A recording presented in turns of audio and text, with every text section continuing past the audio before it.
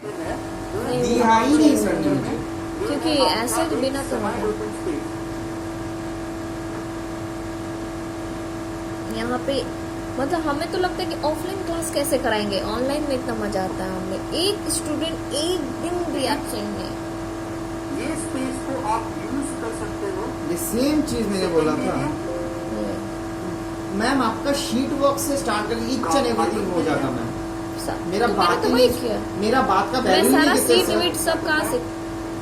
और क्या यूज कर सकते मतलब हो इस पर? किसी एक होता है ना मैम कि बात का वैल्यू देना, एक बार सुनना, एक ही बार पैसा नहीं उठ रहा है। मैम आप अगर कैडेंस का कलेक्शन देखेंगे, बोलना नहीं चाहिए, कैडेंस का कलेक्शन अगर देखेंगे, आज तक हम लोग 2 लाख टच नहीं करते थे कभी भी, और किस चीज कभी भी 2 लाख टच नहीं करते थे। हम अपना होता था 1,40,000, 1,60,000, वो पहले होता जब मैं थी तब होता था। बहुत पहले का बात है। जी आप खोल के देखिए।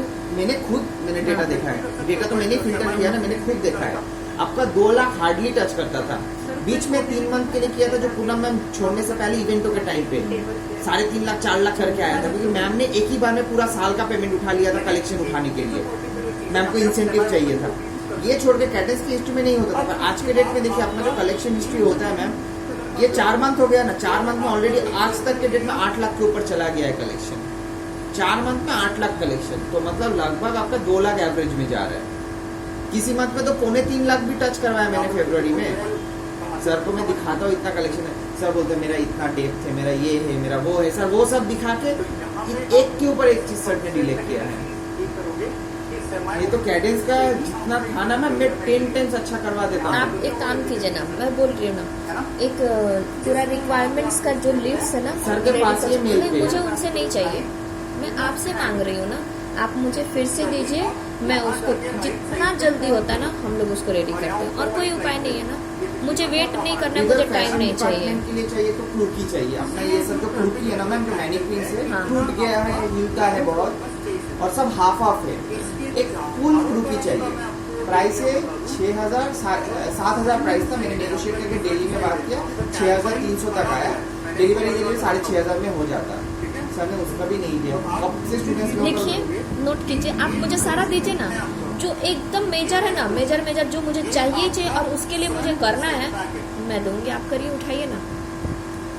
क्योंकि मैंने सर से पैसे ले लिए हैं और मैंने उनसे पूरा मेरा उनके साथ हो गया मेरा अच्छा अटक गया वाला। ना, मुझे मैं भेज दी, मैं इनको भेज दी, 25,500 समथिंग मैंने भेजा इंसेंटिव, और बोल रहे हैं उनका कुछ इंसेंटिव है और मैं ऐड करके मैं भेजता हूँ। मैं इसीलिए मैंने आपको मैसेज कर दिया, आप मुझे बोलते ना तो मैं आपको डायरेक्टली उतना भेज देती। मुझे सर के अकाउंट से चाहिए, उससे दिखाना पड़ता है ना, मुझे सीए के थ्रू दिखाना पड़ता है। नहीं तो मैं फिर मैं तो आपको एक्चुअली मेरे से जा भी तो नहीं रहा है ना ये प्रॉब्लम, इसीलिए तो मैं क्यों भिड़ाई की हूँ। इस मंथ में मुझे जैसे भी अपना बैंक अकाउंट कर लेना है और मैं सबको ट्रांसफर करूंगी। अभी आए हो ना तो आपको एक चीज पता चलेगा कैडेंस में होता क्या है। आज भी आके सर मुझे बोल रहे आप संभाल लीजिए, कुछ चीज संभाला नहीं जाता है। एक स्टूडेंट एक इंटीरियर डिजाइनर है, वो अपने वाइफ को इधर एडमिशन लिया है। आज तक वाइफ एक भी दिन क्लास नहीं किया, जनवरी में एडमिशन है, जनवरी फरवरी मार्च 3 मंथ का पेमेंट किया है उसने। एप्ली का भी करने जाएगा तो करते हुए देख रहे हैं। अकाउंट आ रहा है क्रिएटिव वर्ल्ड का, पेमेंट हम लोग रिसीव काट के दे रहे हैं, वेबटेक अकेडमी नीचे अकाउंट है। उनका कहना है मैं सीईओ को बोलूँ कैसे कि ये क्रिएटिव वर्ल्ड है क्या, मैं किसको पैसा भेज रहा हूँ। तो मैंने बोला सर, बोला एक काम करते ना, एक फेक सा क्रिएटिव वर्ल्ड का रिसीप्ट बना के दे देते। तो मैं नहीं बोल पाऊंगा, आप ही बोलिए। नहीं आप संभाल लीजिए, उनको बुला के थोड़ा जुगाड़ लगा के। सर तो हमेशा जुगाड़ में लेके रहते हैं हमेशा।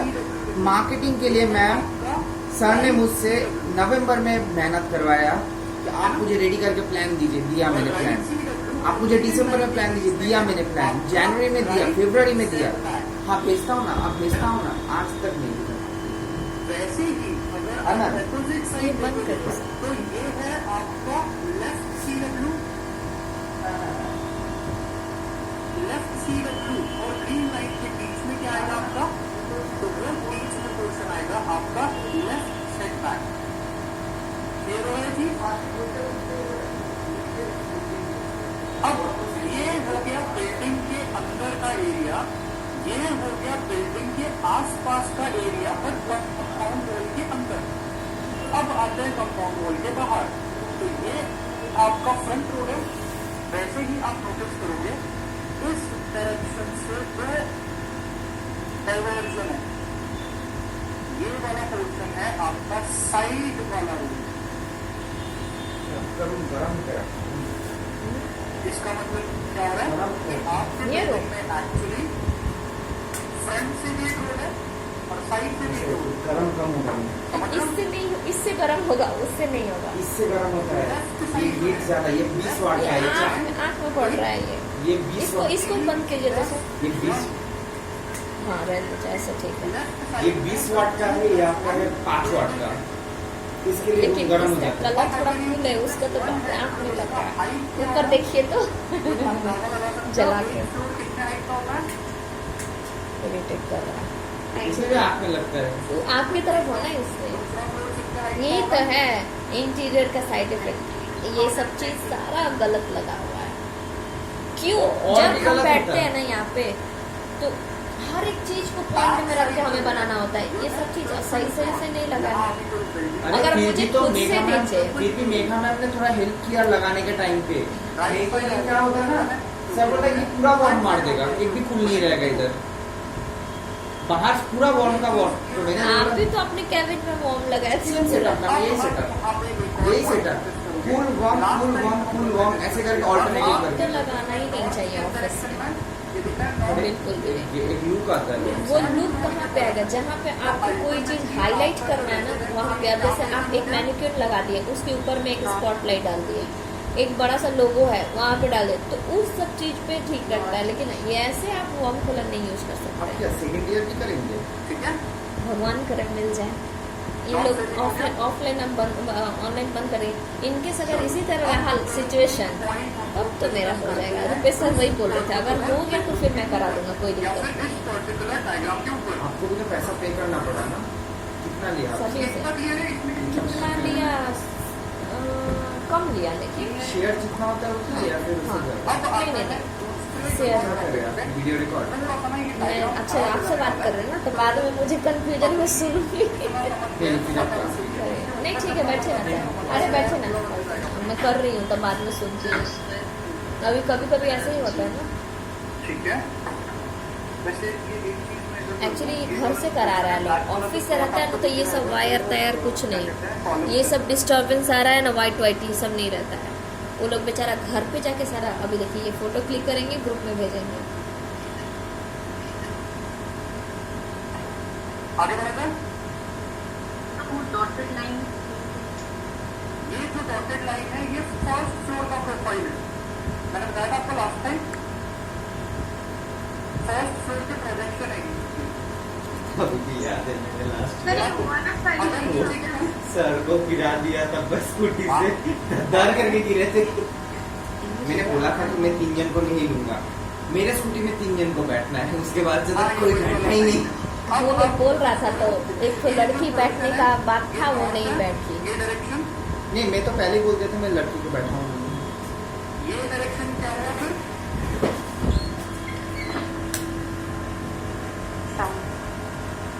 ये डायरेक्शन क्या हुआ? बेस्ट, ये डायरेक्शन क्या हुआ?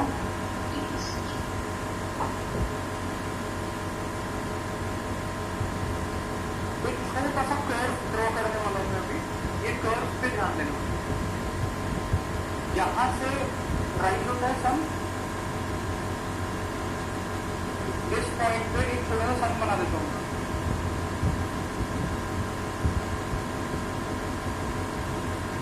सन दिख रहा है?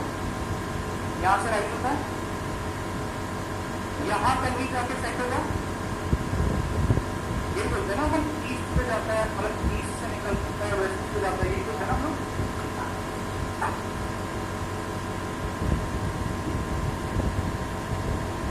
इसका मतलब क्या है? यहाँ से यहाँ तक एक कर्व ड्रॉ करना है।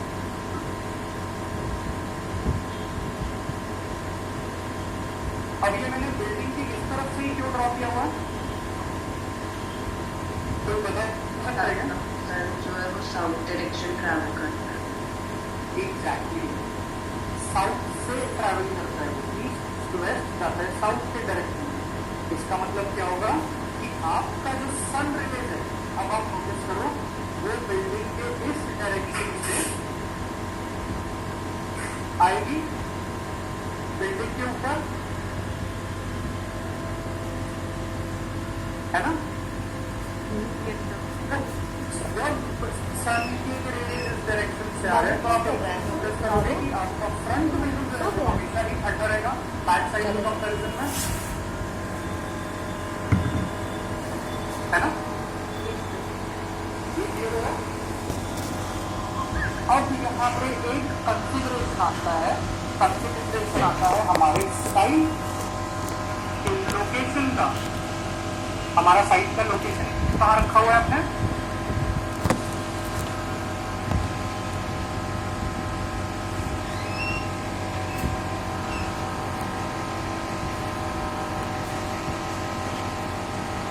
नागपुर है?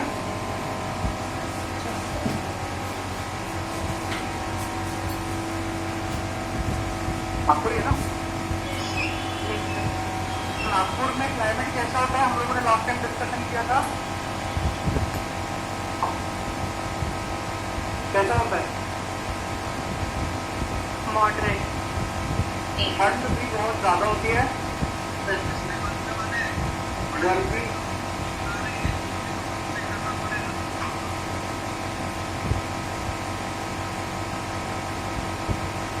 गर्मी भी बहुत ज्यादा होती है और बारिश भी बहुत ज्यादा होती है ना? इसका मतलब क्या है? ये जो पोर्शन है, ये पोर्शन हमेशा गर्म रहने वाला है एक्सट्रीम हीट में, है ना? यहां पे आप एक और कंसिडरेशन रख सकते हो, वो है आपका विंड, क्योंकि हमको अपने साइड से हमेशा हवा आने देनी चाहिए रहती है। नागपुर का जो एनुअल विंड पैटर्न है वो है साउथ वेस्ट से नॉर्थ ईस्ट। इसका मतलब नागपुर में एनुअली जो हवा चलती है या जनरल विंड का जो डायरेक्शन होता है वो इस पर्टिकुलर पार्ट से होता है, साउथ वेस्ट हो गया ये। तो आप नोटिस करोगे ऑल द टाइम जो शहर में हवा चलती है वो इस डायरेक्शन से इस डायरेक्शन पे जाती है, ठीक है? इसका मतलब क्या होता है? आपको ये चीज कंसिडर करके रखना है, आपका सबसे ज्यादा विंडोज कौन से पोर्शन पे? ये वाले पार्ट पे होगी।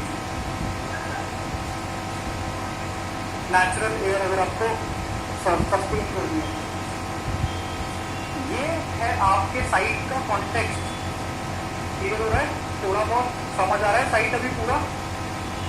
विंड वाला पार्टी पर थोड़ा थोड़ा समझ आ रहा है। क्या क्या क्या? तो ये विंड वाला पार्ट तो लास्ट का ये जो बोला विंडो कितनी पर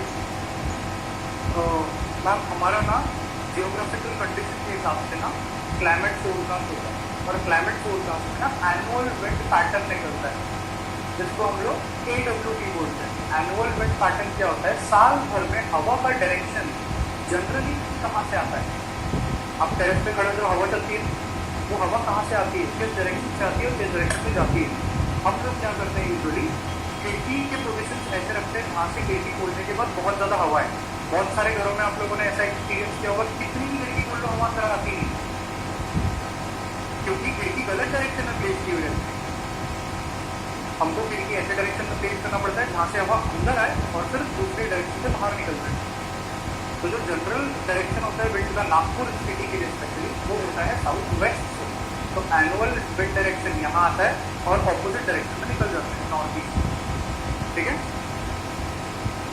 ये आपको बहुत डिटेल में स्टडी नहीं करना है, ये मैं बहुत जनरल बेसिक आइडिया दे रहा हूँ। ये बेसिक आइडिया मैं क्यों दे रहा हूँ? तो जो वास्तु बोलते हैं ना अपन, उस चीज के लिए आपका कोई भी बेड का पोजीशन अभी देखना फुट इधर नहीं होगा, या तो इस डायरेक्शन में या तो इस डायरेक्शन में या तो इस डायरेक्शन में। ये साइड का कॉन्टेक्स्ट है आपका। क्लियर हो गया? सर अगर हम लोग को अपने शहर का निकालना है कि कहाँ से कहाँ जाती है विंड, तो कैसे निकालें?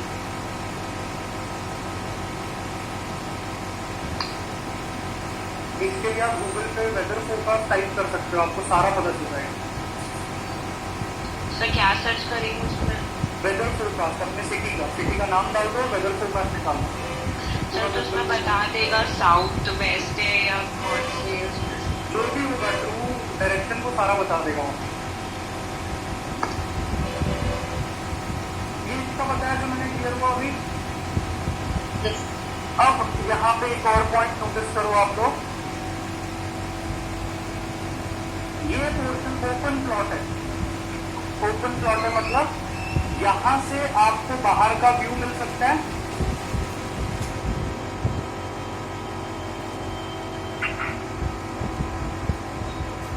और ये मैं ग्राउंड फ्लोर रख के नहीं, ये मैं फर्स्ट फ्लोर कंसिडर करके बता रहा हूँ। यहाँ अगर रूम रहा, जैसे फर्स्ट फ्लोर में आपने देखा यहाँ बालकनी है। बालकनी क्यों है? क्योंकि पीछे खुला एरिया है, व्यू मिलता है ना, समझ रहे हो? वैसे ही आप नोटिस करो, ये वाला पोर्शन भी ओपन एरिया है, तो यहां से भी व्यू मिल सकता है आपको। ये वाला पोर्शन भी ओपन एरिया है, तो यहां से भी व्यू मिल सकता है आपको। ये वाला पोर्शन भी ओपन एरिया है, तो यहां से भी आपको व्यू मिल सकता है। मतलब आपको ये चीज क्लियर हो जाता है कि कौन से बिल्डिंग के पोर्शन से आप ग्लास विंडो या फिर बड़े बड़े विंडो या फिर जो भी एक ऐसी चीज रख सकते हो जहां से आपको बाहर का व्यू मिले। आप कभी ये चीज अज्यूम करते हो कि आप खिड़की खोलो तो आपको सामने वाले का घर दिखे या सामने वाले की खिड़की दिखे? नहीं ना। अगर आप बालकनी में जाके खड़े रहो तो सामने वाले का दीवार दिखे, बाथरूम का वेंटिलेटर दिखे, नहीं जाते हो ना। इसीलिए हम लोग व्यू पॉइंट पे डिटरमाइन करते हैं। ये व्यू पॉइंट साइड पे नहीं आते, ये व्यू पॉइंट साइड पे खड़े रहने के बाद बाहर जाते हैं। यहाँ पे रोड है, रोड के ऊपर मस्त मेट्रो है, ब्रिज बना हुआ है। मेरे बालकनी के सामने अगर वो है तो मेरे को बहुत अच्छा लगेगा वो चीज देख के, मेरे को एक व्यू पॉइंट मिलेगा। तो मैं यहाँ ग्लास का विंडो रखना प्रेफर करूँ, समझ रहे हो? सामने एक हाथ लेक है कोई तो ऑब्वियस है ना, वो लेक वाला जो पोर्शन है वहां पे तो विंडो बंद कर दूंगा, पूरी सॉलिड दीवार दे दूंगा, तो क्या वो यूजफुल है मेरे लिए? नहीं है ऑब्वियसली। तो बेसिक जो विंडोज और बाकी के पोर्शन होता है ट्रांसपेरेंसी के बिल्डिंग और साइड से, वो हम लोग यहाँ पे व्यू पॉइंट के थ्रू कंसिडर करते हैं, समझ रहे हो?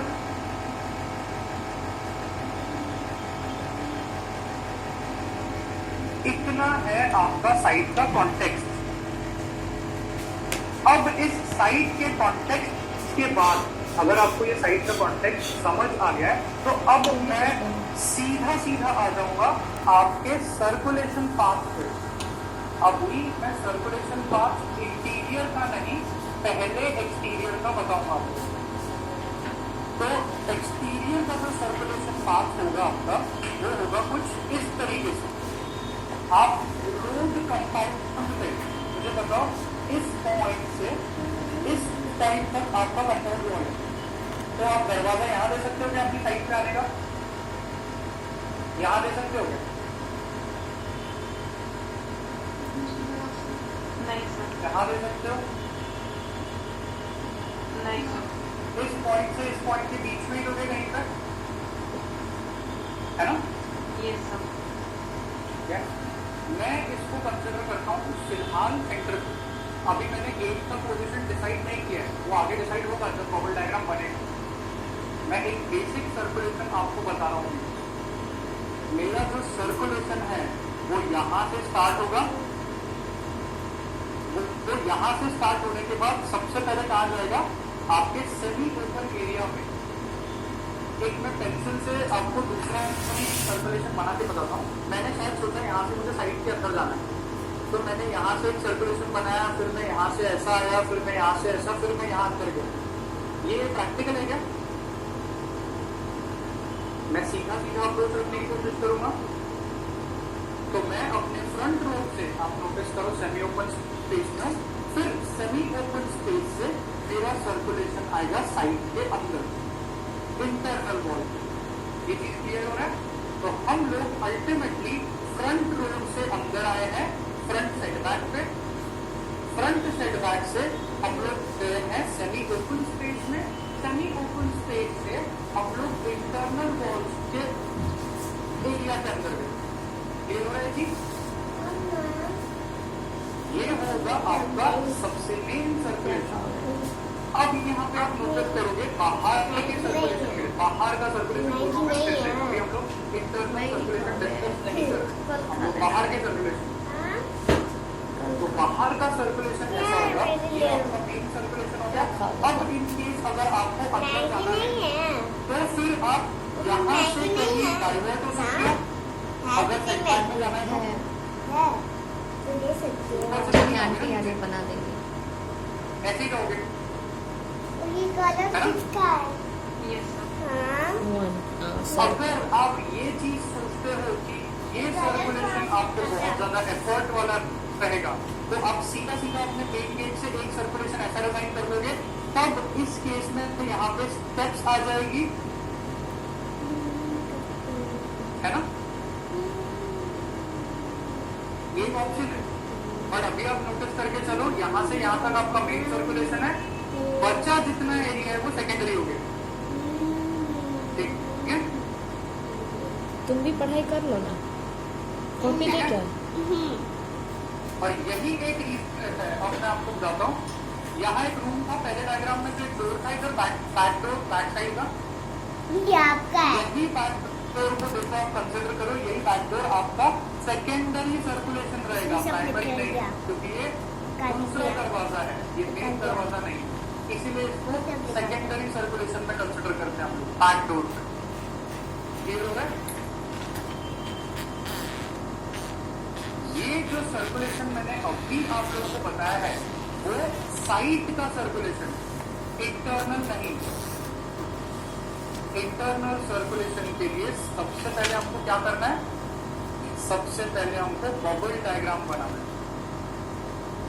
ठीक है। ये चीज क्लियर हो गया।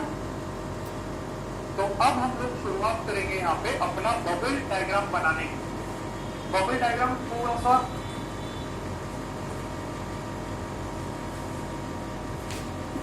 ओवरव्यू दे देता हूँ मैं आपको बनाना उसी हिसाब से है।